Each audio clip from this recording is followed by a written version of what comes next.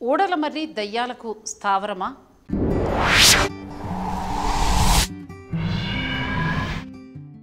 మనం భారతదేశంలో ఏ ఊరికి వెళ్ళినా అవి మనకి కనబడతాయి. నిశ్చలంగా నుంచుని కూడా రాత్రయ్యే సమయానికి మాత్రం ఆ చుట్టుపక్కల ఎవ్వరూ ఉండరు. ఇక ఆ రోజు అమావాస్య అయ్యిందా సరే ఆ ప్రదేశంలో చీమ చిటుక్కుమన్నా కూడా మనకు వినబడేంత నిశ్శబ్దం నెలకొంటుంది. అదే ఊడలమర్రి. కంటికి కనబడని, చెవులకు వినబడని కథలు ఎన్నో తనలో నింపుకుని మనకి చెప్పకనే చెప్తుంది ఆ మహావృక్షం. పదండి మరి ఆ ఊడలమర్రి ఊసుల్ని తెలుసుకుందాం. Horror stories, paranormal activities, ghost. భాష ఏదైనా, పేరేదైనా, దయ్యాలకు గాను ప్రపంచం మొత్తం మీద విపరీతమైన క్రేజ్ నెలకొనబడి ఉంటుంది.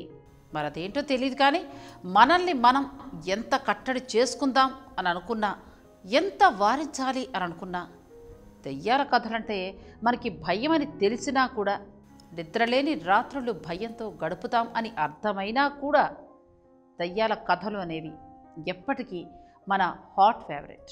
చివరకు ప్రపంచపు అత్యధిక వసూళ్లు సాధించే హాలీవుడ్ సినిమాలు సైతం ఈ దయ్యాల్ని ఆధారంగా చేసుకుని తమ సృజనాత్మకతకు పని చెప్పి కోట్లు కొల్లగొట్టిన వారే.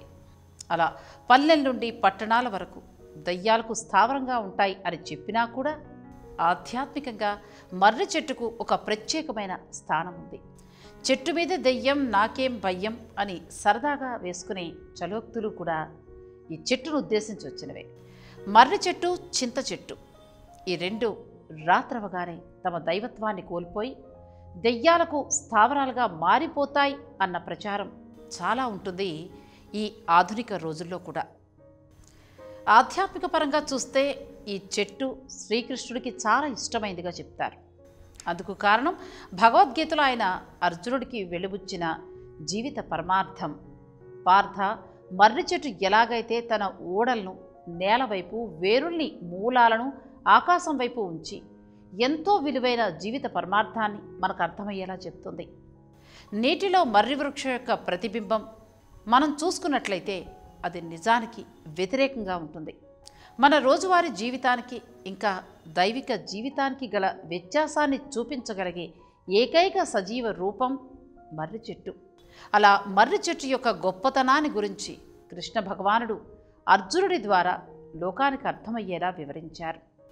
ఇదిలా ఉండగా ఆ కైలాసాధిపతి శివుడు కూడా దక్షిణామూర్తి రూపంలో మర్రి చెట్టు కింద ధ్యానం చేస్తూ సప్త ఋషుల సమేతుడై వారికి బోధనలను ధ్యానం ద్వారా అందిస్తారని మనం ఎన్నో చోట్ల చూసిన వారమే. మరి ఇంత దైవిక విలువలున్న ఈ చెట్టును ఎందుకు దయ్యాల స్థావరం అని అంటారు?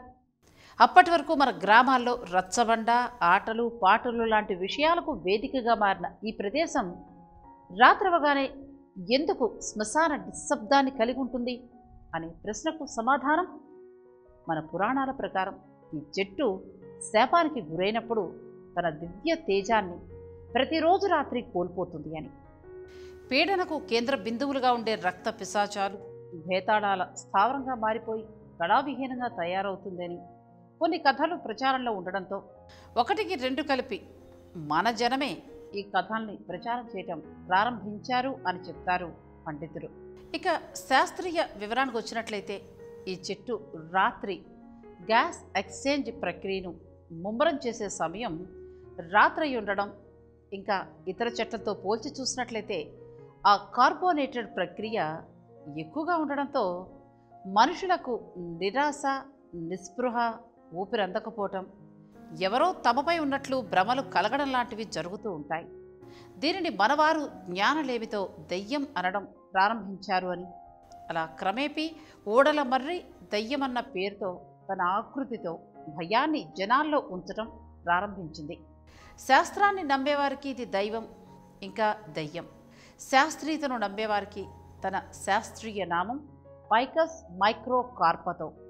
ఫైకస్ మైక్రోకార్పతో ఎన్నో రోగాలను నయం చేయగలిగే దివ్య ఔషధాల కేంద్రంగా ఉంటుంది ఈ చెట్టు.